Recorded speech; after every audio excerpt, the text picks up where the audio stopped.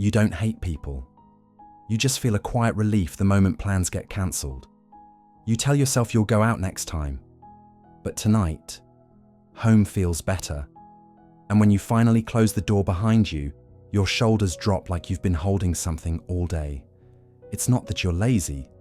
It's not that you're antisocial. You just feel more like yourself when no one is watching. You're not boring. You're tired of performing. Maybe you've had this thought but never said it out loud. At home, I don't have to explain who I am today. You don't have to be on. You don't have to match anyone's energy. You don't have to manage the tone of the room. And this video is about that feeling. Why staying home doesn't just feel comfortable, but necessary, and what that choice is quietly protecting you from. Here's the simple truth. For some people, the world feels like a stage, and home feels like the only place where the lights are off. When you spend enough time adapting to other people's expectations, reading moods, adjusting your tone, monitoring your reactions, your system learns something important. Being out takes effort. Being in lets you rest. There's one psychological idea that helps explain this, and we'll keep it simple. It's called emotional load. That's just the invisible work of managing yourself around others. How you speak, how you react, how much of yourself you reveal. For people who love staying home, that load adds up fast. Not because they're fragile, but because they're often very aware. Your nervous system learns that home is the one place where nothing is required of you. No performance, no interpretation, no emotional editing. So choosing home isn't avoidance, it's regulation. It's your body saying, "Here, I can finally breathe." But even coping strategies have a cost. Over time, something small starts to disappear. Ease. You stop feeling spontaneous. Invitations feel heavier than they used to. Not because you don't want connection, but because connection now feels like work. Another thing quietly fades. Closeness. You don't pull away dramatically. You still answer messages. You still show up sometimes, but people start to feel slightly far away. Not because you don't care, but because it's easier to keep relationships in the low maintenance zone. Then there's confidence. Not the loud kind, the quiet kind.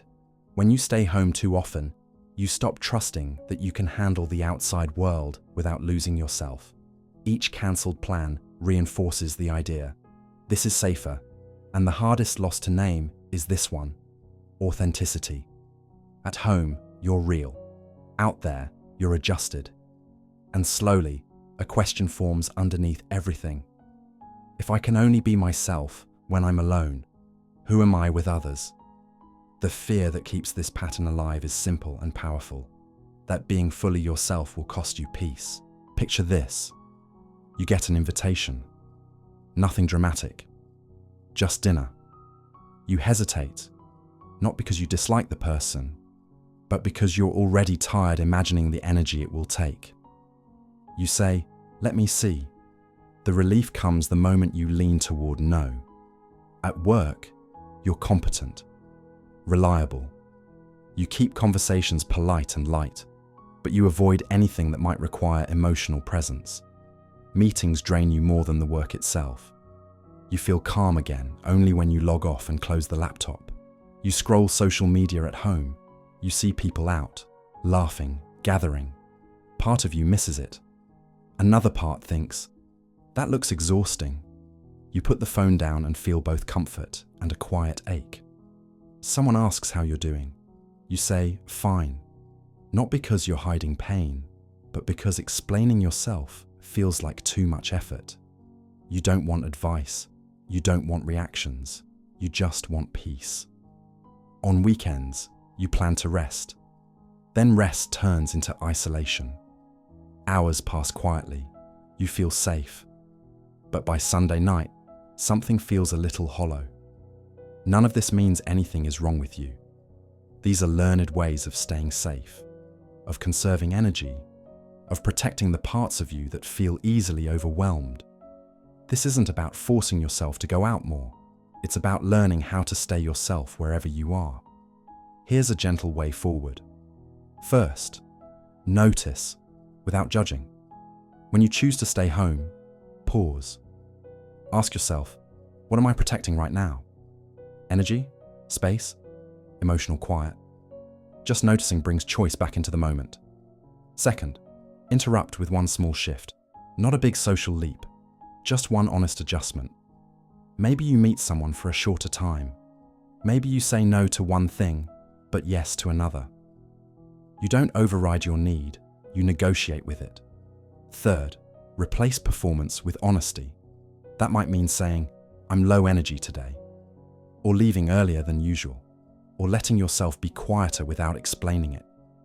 You don't need to disappear to feel safe. You can bring less, not none. This isn't about becoming more social. It's about becoming more real, without losing your peace. Home can still be your sanctuary. It just doesn't have to be your only one. If this felt familiar, this video was made for you. And if you know someone who lives quietly like this, consider sharing it with them.